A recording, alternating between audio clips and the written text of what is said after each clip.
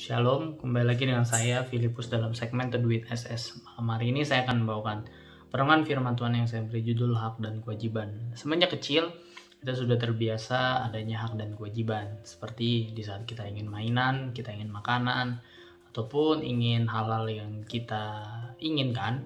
Itu biasanya orang tua kita memberikan didikan atau ajaran untuk kita melakukan kewajiban kita terlebih dahulu, seperti contohnya belajar, membantu orang tua membersihkan rumah, dan berbagai aktivitas lainnya. Kita mulai remaja, beranjak dewasa, juga ada hak dan kewajiban, yaitu kita melakukan kewajiban kita terlebih dahulu, kita bekerja, lalu kemudian di akhir bulan kita bisa mendapatkan hak kita, berupa gaji ataupun imbalan. Dan sampai tua nanti juga akan selalu ada yang namanya hak dan kewajiban. Lantas bagaimana kita umat Kristen menurut Alkitab? Menurut Alkitab juga mencatat bahwa kita juga mempunyai hak dan kewajiban kepada Tuhan. Kita mulai dari sisi kewajibannya terlebih dahulu. Yang pertama adalah kewajiban kita sebagai orang Kristen, orang yang percaya kepada Tuhan, yaitu hidup kudus di dalam Tuhan. Kita buka satu ayat dalam Ibrani 12 ayat yang ke-14, saya bacakan. Berusahalah hidup damai dengan semua orang, dan kejarlah kekudusan. Sebab tanpa kekudusan tidak seorang pun akan melihat Tuhan. Ayat ini jelas mengatakan kalau kita tidak hidup kudus, kita tidak memiliki kekudusan di hadapan Tuhan, kita tidak bisa melihat Tuhan, kita tidak bisa berjumpa dengan Tuhan, dan Tuhan juga tidak ada di dalam hati kita. Lalu, bagaimana hidup kudus yang dimaksud pada ayat ini? Hidup kudus itu juga ada di ayat lain, juga ada berkata, hidup tidak cabul, tidak mencuri, tidak melakukan hal zina, berdosa, dan lain sebagainya. Hal-hal ini juga perlu diperhatikan untuk kita boleh semakin layak dan berkenan di hadapan Tuhan. Bagaimana kita dalam berperilaku, dalam kita bertutur kata, kita berpikir, bahkan apapun yang kita lakukan, sekecil apapun, walaupun tidak dilihat manusia, tapi kita harus tetap berusaha hidup kudus di dalam Tuhan. Karena sekecil apapun aktivitas kita, yang mungkin kita bisa bohongi orang, kita mungkin bisa sembunyikan dari orang lain, tetapi Tuhan tetap bisa melihat kita 24 jam. Lalu yang kedua adalah kita harus melayani Tuhan. Yohanes 12 ayat 26 berkata, barang siapa melayani aku, ya harus mengikut aku, dan dimanapun aku berada, di situ pun pelayanku akan berada. Barang siapa melayani aku, ia akan dihormati Bapa. Kewajiban kita yang kedua adalah kita melayani Tuhan. Melayani Tuhan ada banyak aspek, baik itu pelayanan mungkin di atas mimbar, pelayanan mungkin kita dalam di gereja, ataupun pelayanan di rumah kita masing-masing. Kita bisa melayani dari diri kita sendiri. Kita bisa memuji memuliakan nama Tuhan, kita bisa meluangkan waktu, menyediakan waktu untuk berdoa saat teduh, bahkan di lingkup keluarga yang kecil, lalu lingkup bermasyarakat, di lingkup sekolah, di lingkup kantor, dimanapun kita berada, kita bisa melayani Tuhan. Dan di saat kita melayani Tuhan juga, poin pentingnya adalah kita harus memiliki motivasi yang benar. Jangan sampai kita melayani Tuhan, tetapi motivasi kita salah. Karena jika motivasi kita salah dalam melayani Tuhan, itu semua akan sia-sia. Yang ketiga adalah kita harus setia sampai mati. Wahyu 2 ayat 10b, Wahyu pasal yang kedua ayat yang ke-10b berkata, hendaklah engkau setia sampai mati, dan aku akan mengaruniakan kepadamu mahkota kehidupan.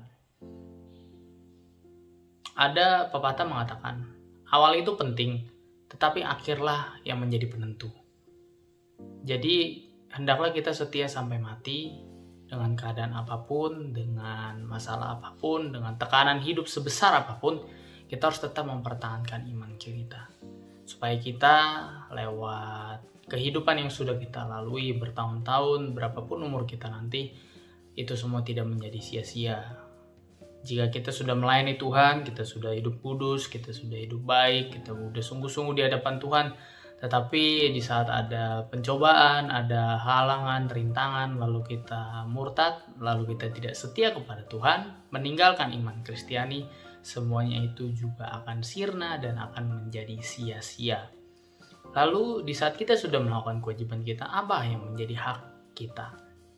Hak kita sebagai umat Kristen ada banyak. Yang pertama, kita sebenarnya berbeda dengan kepercayaan lainnya. Jika kepercayaan yang lainnya itu mungkin mengejar berbuat baik dulu untuk mendapatkan pahala. Sebenarnya tanpa kita sadari bahwa kita sudah terlebih dahulu diselamatkan oleh Tuhan. Kita sudah terlebih dahulu mendapatkan hak kita lewat pengorbanan Tuhan di kayu salib, lewat mujizat-mujizat yang Tuhan adakan, lewat nafas yang masih kita hirup, yang masih kita rasakan sampai malam hari ini. Itu semua udah merupakan karunia yang besar kepada Tuhan. Jadi kalau dalam orang percaya, kita tidak melakukan kewajiban terlebih dahulu untuk mendapatkan hak, tetapi kita sudah mendapatkan hak terlebih dahulu dari Tuhan untuk kita melakukan kewajiban-kewajiban. Lalu apa yang bisa kita dapatkan hak kita selain dari tadi nafas kehidupan, penyertaan Tuhan sampai hari ini? Juga Tuhan berjanji pada Mazmur 1 ayat yang ketiga, ayat ini mungkin sudah tidak asing lagi bagi kita, bahwa ia akan seperti pohon yang ditanam di tepi aliran air, yang menghasilkan buahnya pada musimnya, dan yang tidak layu daunnya, apa saja yang diperbuatnya berhasil. Jadi jika kita sudah melakukan kewajiban-kewajiban kita di dalam Tuhan, kita sudah hidup kudus, kita sudah melayani Tuhan, dan kita setia sampai akhir, maka apa saja yang kita perbuat berhasil. Karena apapun yang dianggap mustahil bagi manusia, itu tidak mustahil, itu tidak ada yang mustahil bagi Tuhan. Jadi jika kita sudah hidup dengan baik di hadapan Tuhan, kita boleh memperoleh hak-hak yang boleh menjadi milik kita, baik itu dalam kesehatan, kesejahteraan, bahkan lingkup keluarga, boleh rukun, boleh ada damai sejahtera, sukacita, dan apapun yang kita perbuat berhasil, baik itu dalam bidang duniawi, hal-hal yang bersifat fana, maupun dalam rohani, pelayanan kita boleh terus maju di dalam Tuhan. Terima kasih, biarlah perenungan firman ini boleh menjadi kekuatan dalam hidup kita, untuk kita menyeimbangkan hak dan kewajiban kita. Tidak hanya menuntut dan meminta hak secara terus-menerus, tapi kita boleh melakukan kewajiban kita, mengintrospeksi, menyelidiki hati dan pikiran kita, sehingga hak dan kewajiban ini boleh menjadi seimbang di dalam Tuhan. Terima kasih, selamat malam, Tuhan Yesus memberkati.